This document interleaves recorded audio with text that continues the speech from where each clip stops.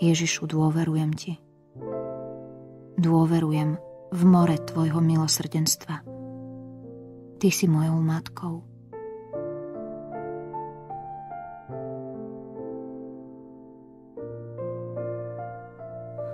Ó Ježišu môj, tvoja dobrota presahuje každý rozum a tvoje milosrdenstvo nikto nevyčerpá. Len tá duša bude zatratená, ktorá chce byť zatratená. Kto chce byť spasený, preto je nevyčerpateľné more Pánovho milosrdenstva. Ale ako môže malá nádoba pojať do seba nepreniknuteľné more?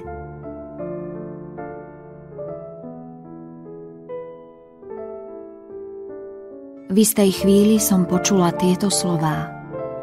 Nech sa nebojí priblížiť sa ku mne žiadna duša, hoci by jej hriechy boli ako šarlát. Moje milosrdenstvo je také veľké, že za celú večnosť ho nepochopí nejaký rozum, ani ľudský, ani anielský.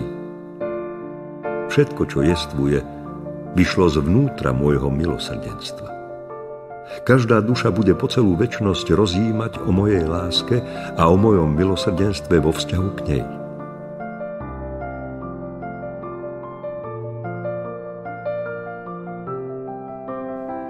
Hovor svetu o mojom milosrdenstve. Nech celé ľudstvo pozná moje nepreniknuteľné milosrdenstvo. Je to znamenie posledných čias. Po ňom príde deň spravodlivosti. Kým je čas, nech sa utiekajú k prameňu môjho milosrdenstva, nech využívajú krv a vodu, ktorá pre nich vytriskla. Ó ľudské duše, kde sa ukryjete v deň Božieho hnevu? Utiekajte sa teraz k prameňu Božieho milosrdenstva. Ó, vidím veľké množstvo duší, ktoré zvelebili Božie milosrdenstvo a naveky budú spievať pieseň chvály.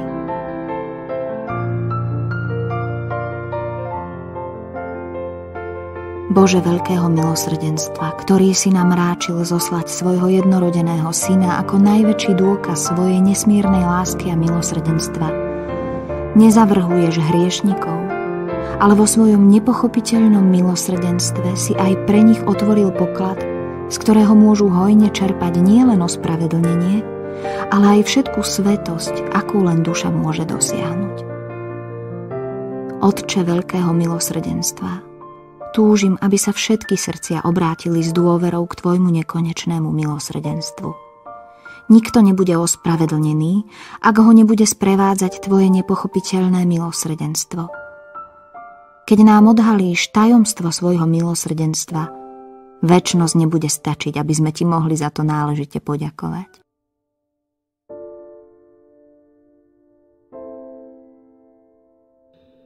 Milosti z môjho milosrdenstva možno načierať jedinou nádobou. A tou je dôvera. Čím väčšmi duša dôveruje, tým viac dostane. Duše, ktoré mi bezhranične dôverujú, sú pre mňa veľkou radosťou, lebo do takých duší prelievam všetky poklady svojich milostí. Teším sa, že žiadajú veľa, lebo mojou túžbou je dávať veľa, a to veľmi veľa.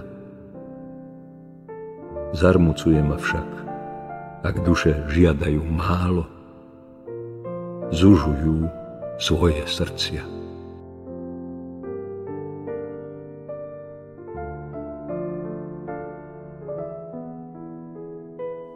V tom som začula v duši slová.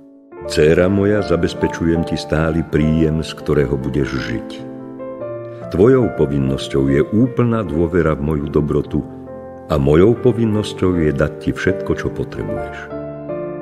Sám sa robím závislým od tvojej dôvery.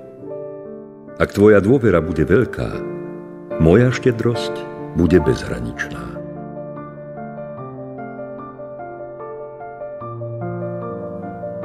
Utiekam sa k tvojmu milosrdenstvu, láskavý Bože, lebo len ty jediný si dobrý.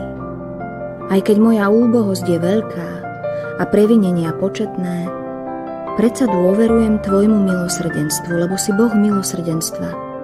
A od vekov nebolo počuť, ani nepamätá zem, ani nebo, že by duša, dôverujúca tvojmu milosrdenstvu, bola sklamaná.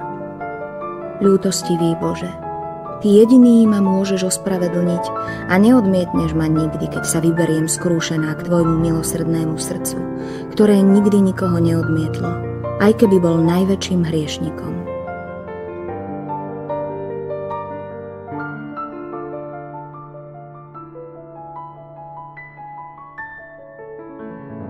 Sekretárka moja, napíš, že som štedrejší voči hriešnikom ako voči spravodlivým. Pre nich som zostúpil na zem. Pre nich som prelial krv, nech sa neboja priblížiť ku mne. Oni najviac potrebujú moje milosrdenstvo.